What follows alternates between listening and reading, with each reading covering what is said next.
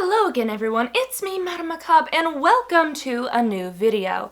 So for today's video, I've got a bit of a spooky theme.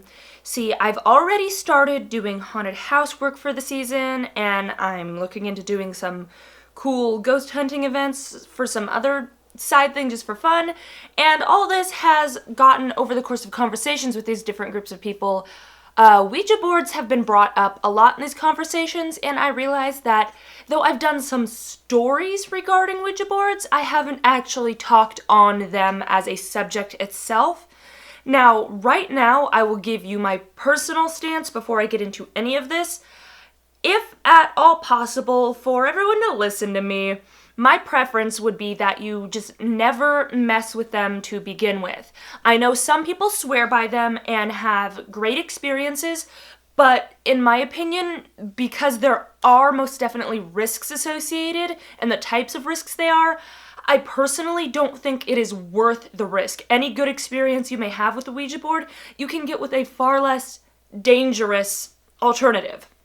However, I also know that regardless of how I feel about it, there are people who are going to want to play with the Ouija board, and if you are going to, whether I like it or not, I would prefer you at least go into it as safely as possible, just so we can avoid any horrific outcomes if possible. So for today's video, I thought we would try and break down the safest way possible to use a Ouija board and have a Ouija board session, as well as things to look out for, what not to do, and signs that you need to stop, close the game, and purify your place right away. Because we're all about keeping you rebellious children alive when you do what your spooky aunt tells you not to. So I know you kids are gonna do it anyway. I would prefer you not, but if you're going to, let's be safe. I feel like that's a good motto for a lot of things. Okay, so for the first portion of the video, we're gonna kick off with how to safely have a Ouija session.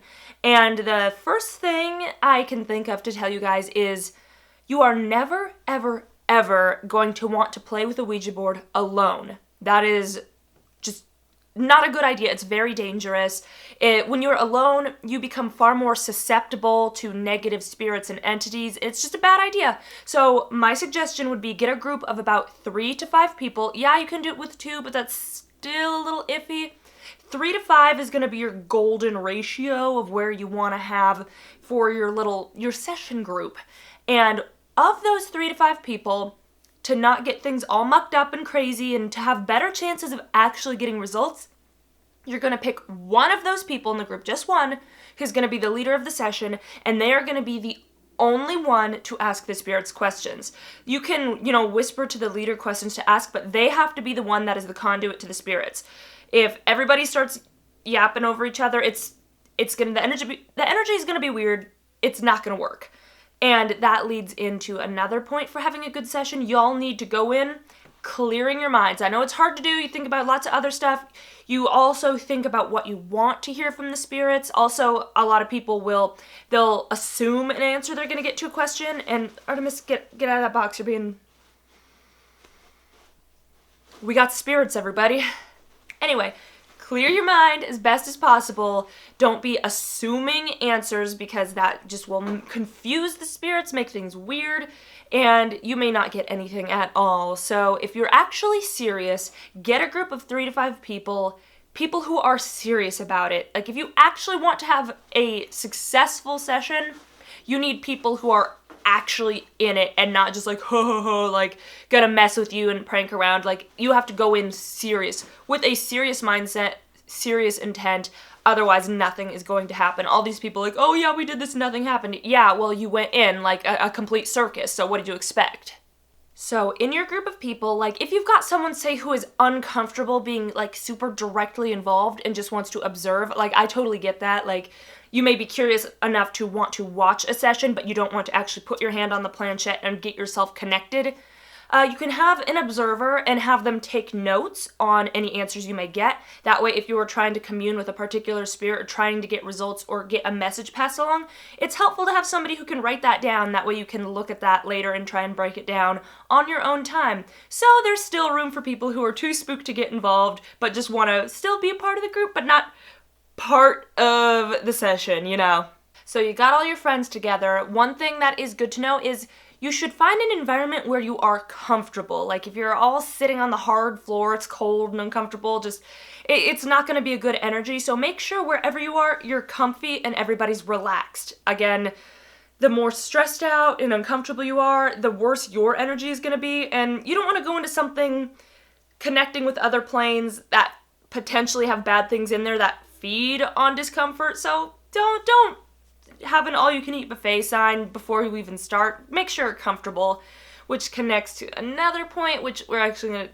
it's more of the what not to do thing, but this one is kind of hard because a lot of people don't have many choices. But my suggestion would be, if at all possible, don't use a Ouija board, don't have a Ouija board session in your own home for an abundance of reasons, and I'll touch on that later, but for now we'll continue how to have a safe session. So try not to do it in your own home. And then next, we have purify the space first and possibly say a blessing. So anytime you go into stuff like this that could involve spiritual stuff and negative entities, this isn't required. This is my own personal what to do thing that I personally find to be helpful with any of this sort of spooky related stuff. Just whatever you personally find strength in, be it your different religions or, belief systems, all that, rely on that, purify the space, make sure it's a good energy, say blessing if you need to, just do what you can to prepare the space for the potential of bad things. So you've just got a safety net before you even start. I personally think it's better to, have all that taken care of, have the prevention set up so you don't need to do cleanup afterward if something bad gets in. Just let it not get in to begin with. Okay, so let's assume you're in a comfortable environment where it's safe to do so. You've got your 3 to 5 people, you're all set up, you've got your session started. What a lot of people mess up with in sessions is asking the wrong kind of questions. Don't ask things that there is no way that spirit would have any way to reasonably answer. Just because they lived in a certain era wouldn't mean they would know something happening the other side of the country, especially if you don't even know where specifically they come from. So just try and be reasonable with what you're asking. So start out wider with your questions, but not like crazy, and then slowly work to narrow it down until you figure out who exactly you are dealing with. Especially because if you're dealing with a younger spirit like a child, they might not understand adult things, and you just have to be really mindful, because if you pester a spirit with too many questions that it can't answer, it takes a lot of energy to manifest in any way and give answers. They're not going to waste that energy if they can't answer your questions, and if you ask too many questions they can't answer, they'll just leave. Artemis is channeling a spirit back there. What are you doing? So going and touching on something that will be in the second half of this video more in depth, just remember, once you have started a session, always keep at least one person in your group's hands on the planchette until you've closed out the session. Don't remove all your hands at once. That's not a good thing to do. So at least, I would prefer everybody not remove their hands if possible, but make sure at least one person that is connected to that session never take their hands off. That's very important if you want to have a good session. And then finally, of course, you always need to say goodbye. So you've had a good session, you've had lots of answers, you've kept your hand on the planchette. Finally, respectfully, thank the spirits for their time and say goodbye and close it out properly, because you don't want to leave a portal open. That's not good business. So you do all those steps, follow all that carefully. Congrats! You have probably just had a successful, positive experience with the Ouija board, and you're one of the people that don't have a horror story to add to the abundant list. Now we're going to move to the second half of the video, which is all the reasons why, despite the cool experiences you can have in the first half, why you still shouldn't, because it's so much of a risk. So my first warning for anyone who wants to use a Ouija board and have a Ouija board session, despite all the warnings, here's one more big disclaimer. If you personally struggle with mental illness, anxiety, depression, or have issues with addiction, never, ever use a Ouija board. Please spare yourself that, because when there are negative entities that feed on our vulnerabilities, they can smell that in you and they will use it against you, and they will have a much easier time potentially even possessing you. If you're currently struggling with any of these things, absolutely don't. I will tell you, Anti-Macabre forbids you from touching one of these things because they will hurt you. So, going back to a point we touched on in the first half, there's a reason why you don't want to use a Ouija board in your own home. And there's no consequences if you do have a perfect, good, positive session. There won't be any negative lasting consequences. The energies will fade, the portal will be closed, it's fine. But if something goes bad, and we cannot always tell when something is going to go bad. If something goes bad and something gets through, if you had the session in your home, whatever got through is now in your home. Moving on to our next point of what not to do, and this is going to be kind of a problem for younger people, which is again why I say don't play with these things, you guys, because the odds are, being teenagers, young adults, you're going to have a hard time unless you can very carefully screen who's going to be in your party. You cannot mock the spirits, and that involves ooh-ha-ha, scaring each other, goofing around and doing things. Don't mock the spirits, because it never ends well, especially, best case scenario, your session goes dead, you don't get any more responses because you've offended them, and it was a benevolent entity. Well, what happens if it is a very, very negative spirit or even a demonic entity that you have been openly mocking, and it decides, you know what? I've had a bad enough day and I'm feeling just petty enough to ruin these people's lives. So take it seriously if you're going to do a session, because it can end up disastrous if you mock the spirits.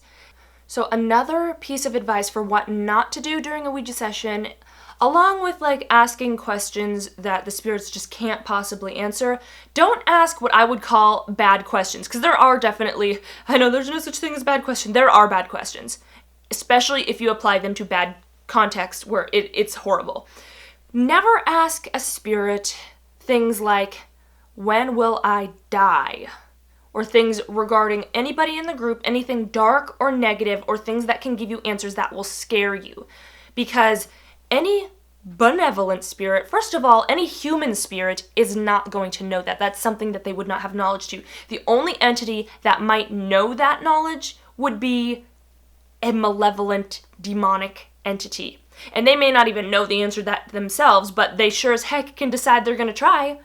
And that, once again, those kind of bad negative questions, they give off a bad energy, and that's the kind of stuff that's, once again, light bulb moth, where the demon is the moth and it's coming to get ya. So don't do anything that unnecessarily invites demons. Don't invite demons into your house. It's really, it's pretty simple. Just don't.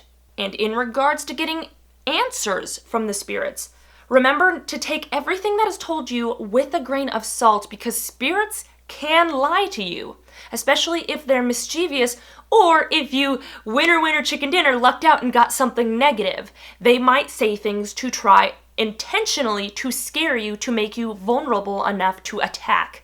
So keep that judgment in your mind. If you start getting answers that are bad and scary, take it with a grain of salt. Something may be trying to scare you, and that could be a sign that things are starting to go bad. And another little tidbit, which is not actually involved with the session itself, but just how to safely keep a Ouija board. Personally, my advice would be store the board and the planchette separately. Or if you like the board on the wall for artwork, have it there, but don't attach the planchette to it. Keep the planchette somewhere physically separate from the board.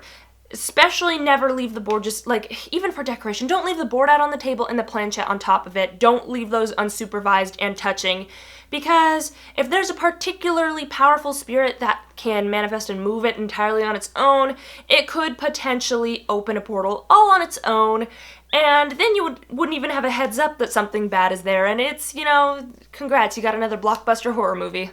And my last little bit of advice for you guys before we get into some warning signs would be, do not. I said don't use the Ouija board in your home, but when I say don't use it in your home, I also don't mean do not use it in a cemetery. That's not, don't go, oh, I can't go home, so I better go there. Please never, ever, ever use a Ouija board in a cemetery. That's like 9 times out of 10, you will attract something very, very aggressive and nasty, and it sounds cool. Oh, we played with a Ouija board in the cemetery. Good job. Now something's attached to you, your friend. Like, don't do that. Nothing good comes out of that. Any possible positive session you could have, there's nothing that outweighs that makes it worth that extreme risk. It's just the amount of stories I have heard about folks messing with Ouija boards in the cemetery. It's enough for me that I'm never, ever going to have that temptation, because nope, it is not worth a possession. Okay, so now we got some signs that it's bad business and you need to end the session. So the first thing to keep in mind that you will commonly see is the 4 corners of the board.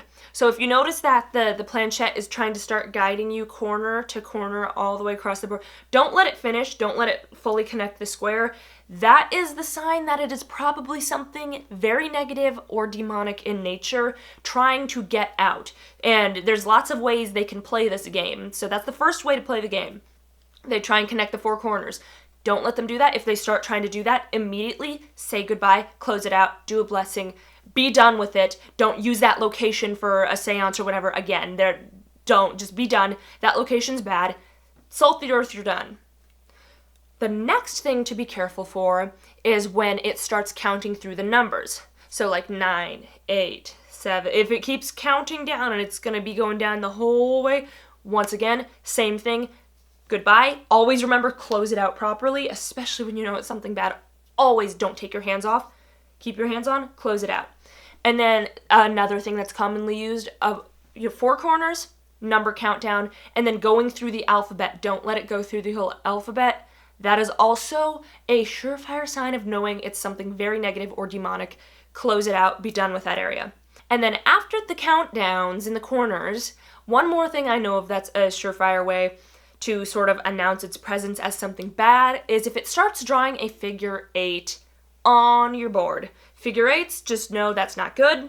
Close it out. So, once again, let's review. 4 corners, number countdown, alphabet countdown, and figure 8. If you get any of those things, close it out because it is almost certainly demonic in nature and you don't want to have any bit of business with that. Now, there are trickier spirits and demonic entities that will be not so openly present, oh, here I am. Some of them are a little more sneaky, and you'll have to be careful with questions because there will be certain things. If you're getting a vibe that this was not a human at one point in life, that's something to keep an eye out for. In the answers it gives you, like if it can't tell you, like, how did you die? Like, when did you die? If it can't answer about its own death, that may indicate that it's something that never had to die. Same thing, if it can't tell you when it was born, or if it indicates that no, it didn't have a birthday, it was never born, again, that's not a human spirit. That is something that is demonic in nature. So if you get those disturbing answers that sort of point to or indicate that it was never human to begin with, close it out, because I can assure you, when using a Ouija board, any entity that is not human, you do not want to mess with. Okay, so again, like the opposite of the first part of the video where you had a good session, it was all good, you close out, and then you feel the energy disperse and it's fine. When you are dealing with some of these bad things that happened, it is just as important to remember how to safely close out your session. It's way easier to start breaking rules and forgetting about them when you are scared, so it is doubly important to keep these in mind to keep yourself safe. So, after something bad went down, something scared you, and you want to get out of the game, please remember you should never, ever at any point have the connection with the board broken before you've closed it out. That is why you always need to have at least one person in your group's hand connected to the planchette. I would prefer everybody keep their hands on because I don't want any kind of weakness or anything in the connection, but if you break that connection, it's a lot easier for things to start getting through. So you've got to keep that connection, keep that stronghold in place. Have at least one person's hand on that planchette, especially when you're dealing with something scary. So keep hands connected, then you move on. Remember, close out the session, say goodbye.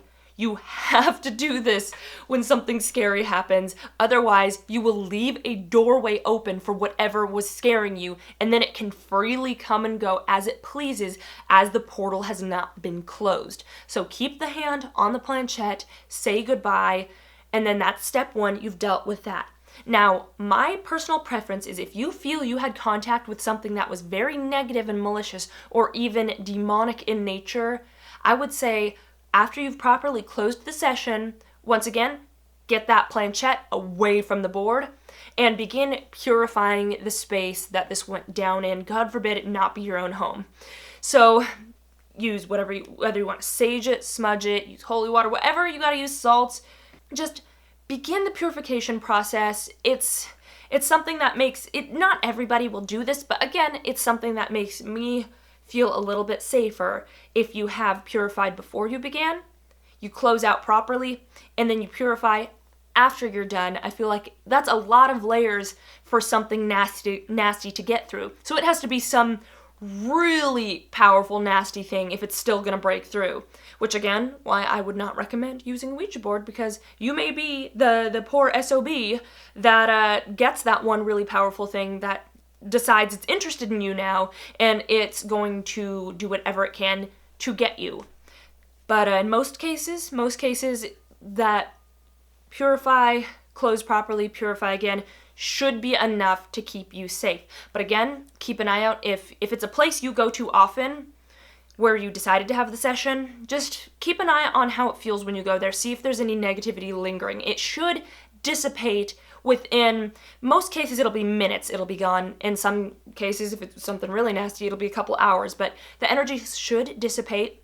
So if it's not going away, that's a bad sign, but in most cases it should. Finally, related to if you've had a really, really particularly bad experience with the Ouija board, you tried your best to do everything right, but it was something really nasty, you closed out, you purified and everything, you think you're good, you think you're safe, but you are still traumatized by what happened. I've actually talked to a couple people who have been through something so bad that they won't even repeat everything that went down, but they feel like whatever it was is no longer attached to them. They dealt with that by following all the steps properly, closing out and purifying. They felt like, okay, it's not able to get me, but they are still paranoid and scared and shaken up by what happened, and they do not want to have that board anymore. They never want to touch it again. Don't burn a Ouija board. Now this one is really easy to do because a lot of the time you think, oh, I'll just throw it in the fire, it'll be gone, no one can ever touch it again. It seems like a really cool cinematic thing to do to get rid of something, but in the case of Ouija boards, if there is something that has gotten attached to the board and that's why you're scared and you want to get rid of it because there's a negative energy on that board, if you burn it, you are releasing whatever that negative thing is out into your plane. So it is not advised to burn a Ouija board. Now, if you really want to get rid of it, there's a couple things you can do.